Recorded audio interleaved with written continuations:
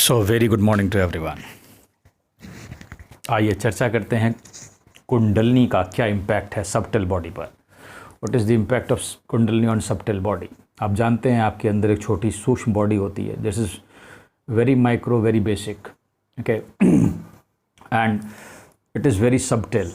जैसे कि micro organisms होते हैं वैसे होती है।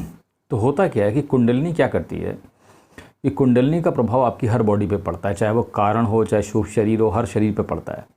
तो सूक्ष्म शरीर पे जब ये जाती है, मतलब उस पर जो इम्पैक्ट डालती है ना, तो ये आपको कमज़ोर करती है। सो ये इनिशियल स्टेजेस में क्या होगा कि you will find your self very weekend. ठीक है, हर चीज़ का इम्पैक्ट आपकी बॉडी पे बहुत ज़्यादा होगा।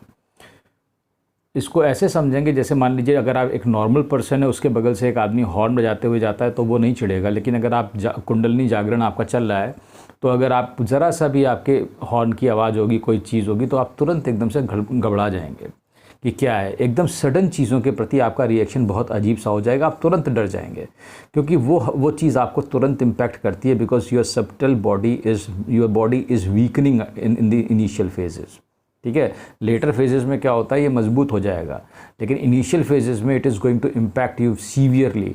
आपके समझ में भी नहीं आएगा अगर आप नए नए साधक हैं कि आपका क्या हो रहा है। This is quite difficult to explain and understand also, ये काफ़ी कठिन है समझने के लिए।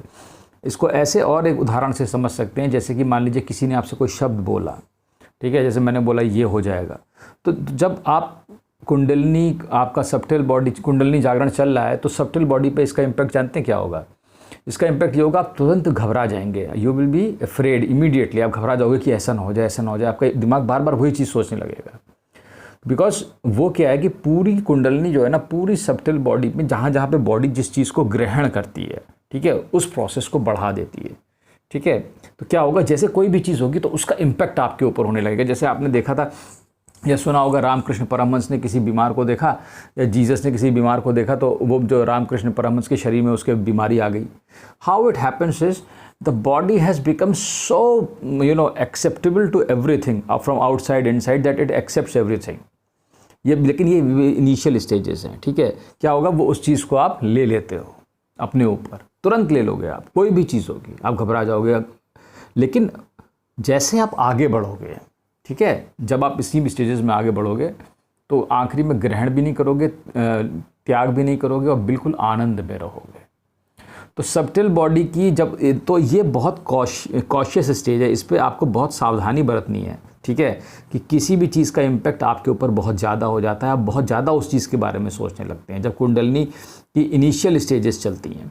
ठीक है, तो इनिशियल स्टेजेस में सबटल बॉडी की वीकनिंग करती है कुंडलनी, या आप इसको इस तरीके से कह सकते हैं कि न्यूरॉन्स जो बॉडी में उसकी अनवाइंडिंग होती है, वो खुलते हैं न्यूरॉन्स।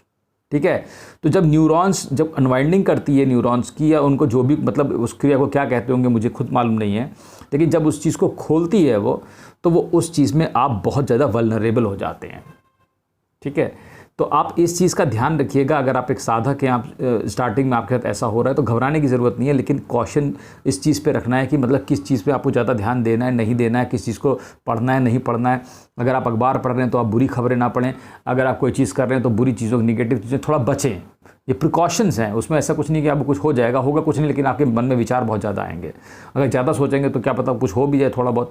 लेकिन इस चीज़ से आप थोड़ा सा अपने इन्वायरमेंट को, जो आउटर इन्वायरमेंट है, उससे आप क्या चीज़ कहाँ रहते हैं, कैसे रहते हैं, क्या करते हैं, क्या देखते हैं, क्या सोते हैं, क्या खाते हैं, इसका आपको बहुत ध्यान रखना पड़ेगा इनिशियल स्टेजेस में। बिकॉज सबटल बॉडी या आपकी बॉडी की जब अनवाइंडिंग हो रही है, खुल रही है बॉडी, या सबटल बॉडी जब वीक हो रही है कुंडलनी उसे खोल करके, और ऑब्वियस सी बात है जब वंस वो पूरा काम हो जाएगा तो बॉडी नेचुरली, जब एक आदमी को अगर भगवान का या परमेश्वर का भान होना है तो वो कमज़ोर तो हो नहीं सकता।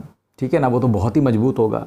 तो द पॉइंट इज़ वो इनिशियल मतलब कुछ स्टेजेस में कुछ सालों तक ये चल सकता है, 10-15 साल तक। उसके बाद वो आपके automatically it will be okay and you will be automatically fine.